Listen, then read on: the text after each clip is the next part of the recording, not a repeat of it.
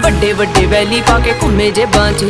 ਜਾਂਦਾ ਨਾ ਧਿਆਨ ਮੇਰੀ ਹਾਂ ਪੰਜੇਬਾਂ 'ਚ ਕਿਦਾ ਕਿਦਾ ਇੱਥੇ ਦੱਸ ਮੂੰਹ ਫੜ ਲਾਂ ਹੋ ਗਏ ਸ਼ਰਿਆਮ ਤੇਰੇ ਸ਼ਹਿਰ ਚਰਚ ਬੇਬੇ ਬਾਪੂ ਪੁੱਛਦੇ ਮੁੰਡੇ ਦੀ ਡਿਗਰੀ ਕੀ ਦੱਸਾਂ ਅੱਖ ਚੱਲਦੇ ਤੇਰੇ ਤੇ ਪਰਚੇ ਤੂੰ ਯਾਰਾਂ ਪਿੱਛੇ ਫਿਰਦਾ ਪਵਾਉਣਾ 26 ਸਾਲ ਦੀ ਕੁਆਰੀ ਵੱਡੀ ਤੇਰੇ ਕਰਕੇ